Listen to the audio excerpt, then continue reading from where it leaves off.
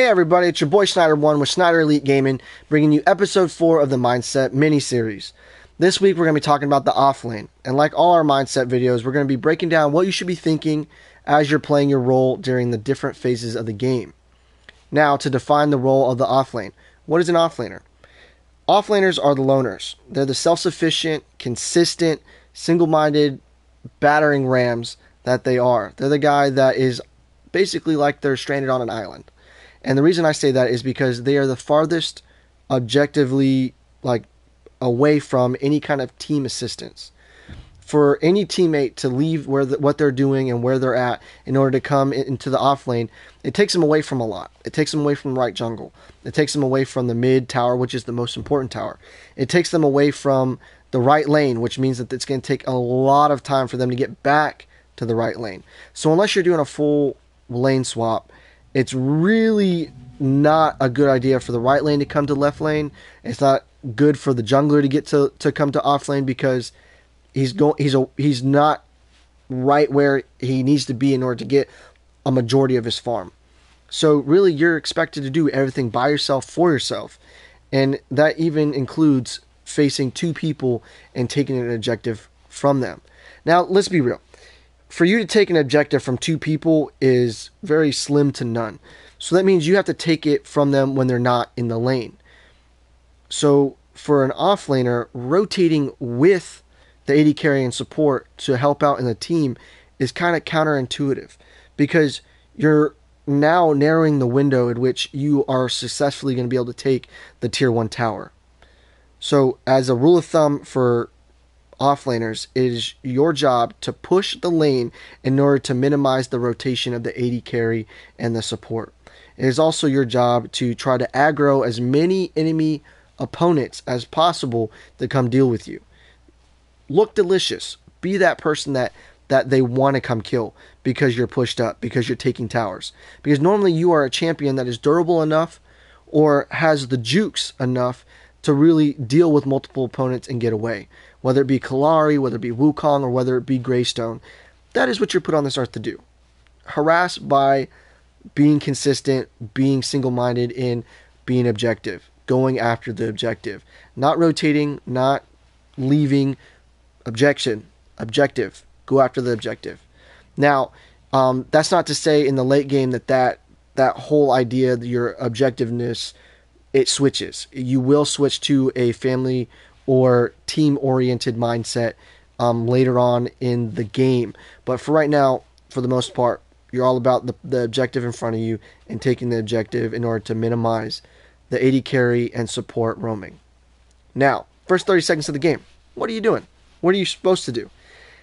Dummy ward. It's like that in all my videos. It's because it's that important. Dummy ward. It gives you 3 minutes of vision, and it pretty much protects you from any kind of early ganks. And that ward is supposed to be located right in front, right to the right of where Kalari is right now in that fog wall. That is really the only place that a really successful gank is going to happen. You place it there, you pretty much save yourself, and you're good to go. You're good for the first 3 minutes.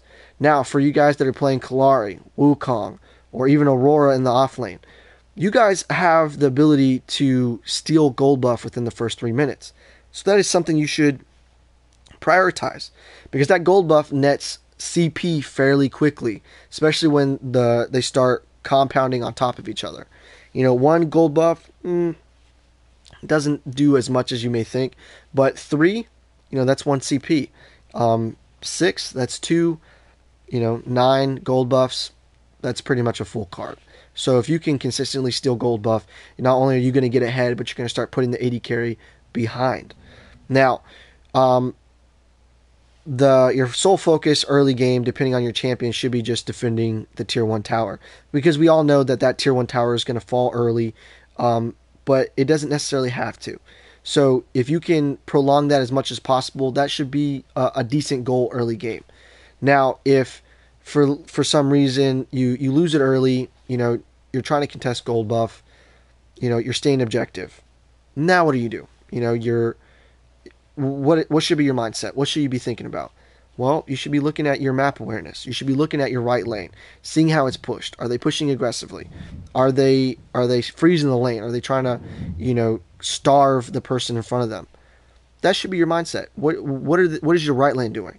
Because you need to mirror that. Because by mirroring that, you create very, very hard decisions for the enemy team. So, for instance, if you mirror that, right lane and left lane both push really hard.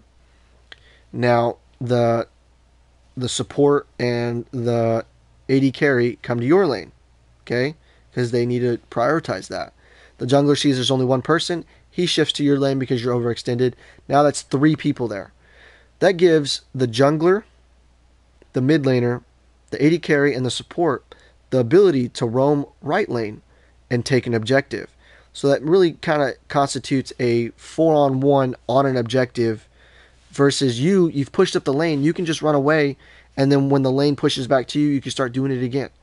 There's no harm for you to do it, and it really opens up a lot of objectives for everybody else by you pushing with the AD carry.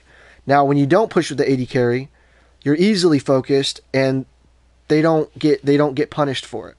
They just rotate to you, kill you, and then they go about their business because they don't have anything else drawing their attention, forcing them to make mistakes.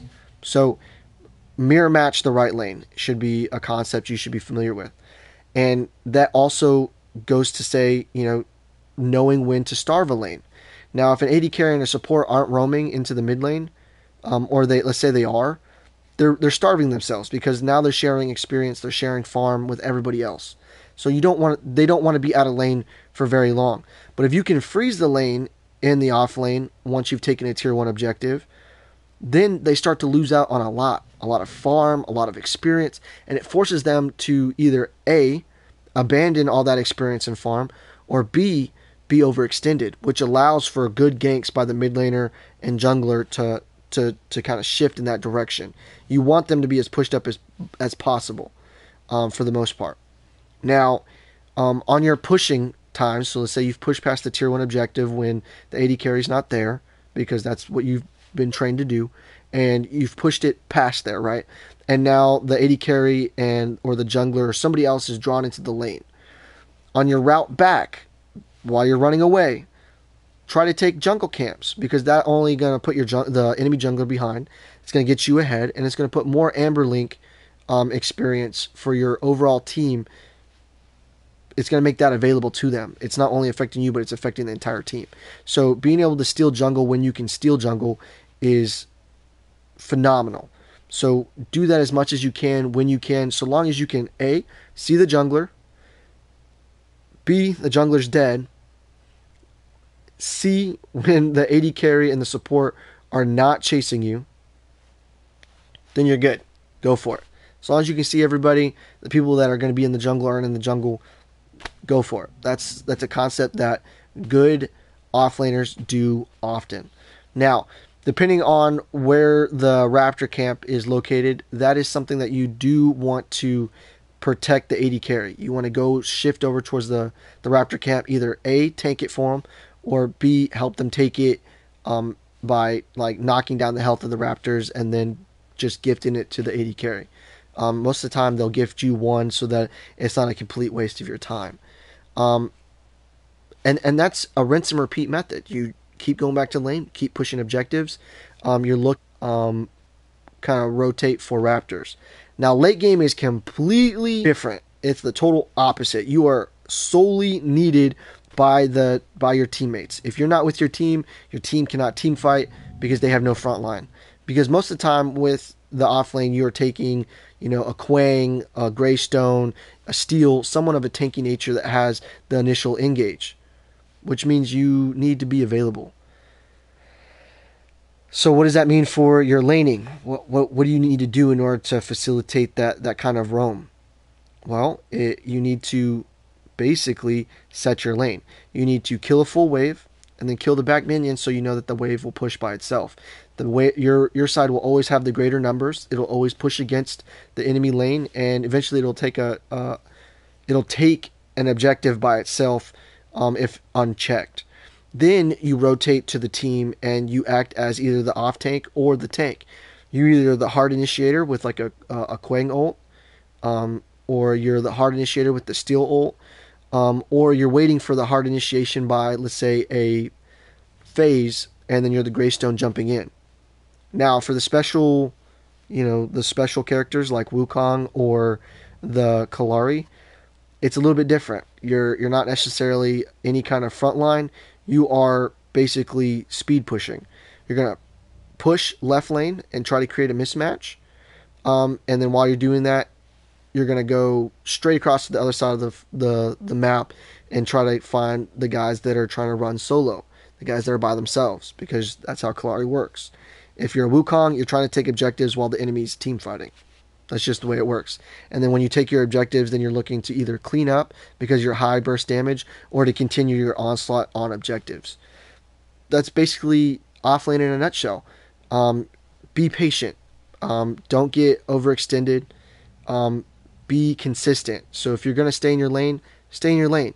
Don't start switching it up later throughout the game and switching between.